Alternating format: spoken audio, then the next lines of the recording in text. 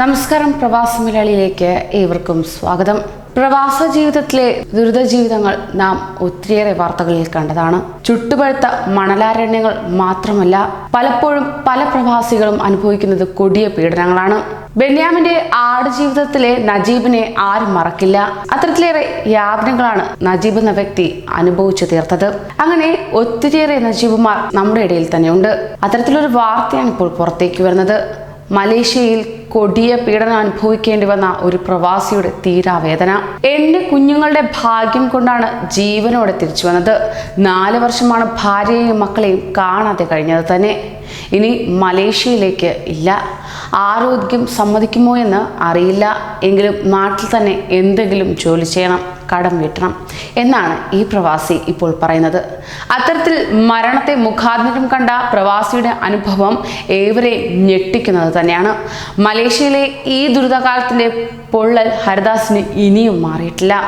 തൊഴിലുടമയുടെ ക്രൂര പീഡനങ്ങൾക്കാണ് ഹരിപ്പാട് പള്ളിപ്പാട് സ്വദേശിയായ ഹരിദാസൻ വിധേയനായത് തന്നെ.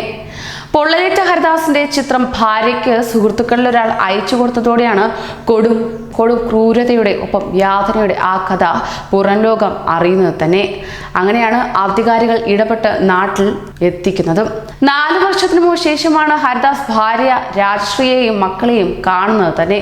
ജീവൻ തിരിച്ചു കിട്ടിയതിന് ആശ്വാസമുണ്ടെങ്കിലും മുന്നോട്ടുള്ള ജീവിതം ഇനി എന്ത് എന്നുള്ള ചോദ്യചിഹ്നമായി അവശേഷിച്ചു വരികയാണ്.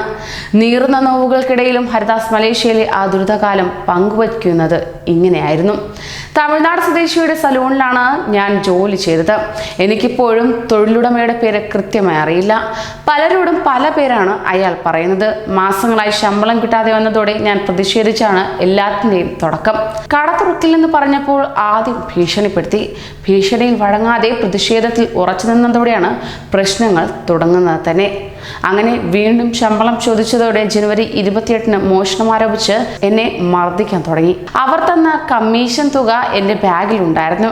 ആ പണം ഞാൻ മോഷ്ടിച്ചെന്ന് ആരോപിച്ചായിരുന്നു മർദ്ദനം. ആദ്യം വലിയൊരു തടി കൊണ്ട് മർദ്ദിച്ചു.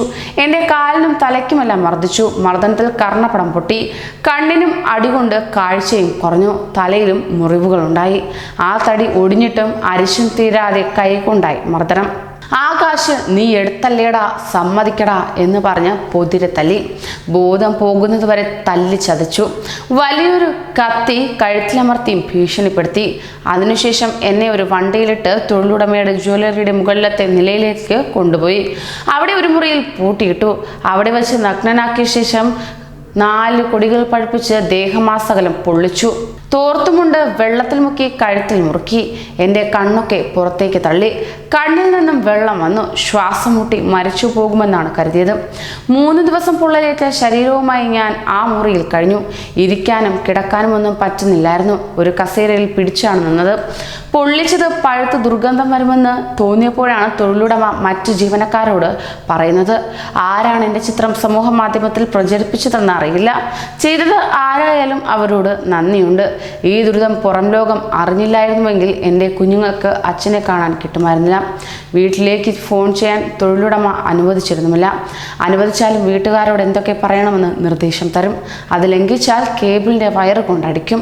4 വർഷം എൻ്റെ ഭാര്യയെയും കുഞ്ഞുങ്ങളെയും ഓർത്താണ് നരകയാതന അനുഭവിച്ചത്. 2 പെൺകുട്ടികളാണുള്ളത്. മൂത്തയാൾ 10ാം ക്ലാസ്സിലും ഇളയാൾ 1ാം ക്ലാസ്സിലുമാണ്.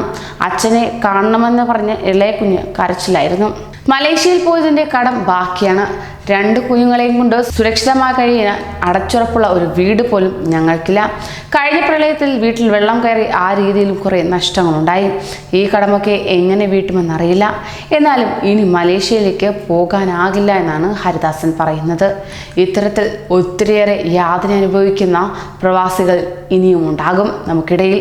എന്നാൽ ഹരിദാസിന് കൈത്താങ്ങായി മമ്മൂട്ടി എത്തുകയുണ്ടായി.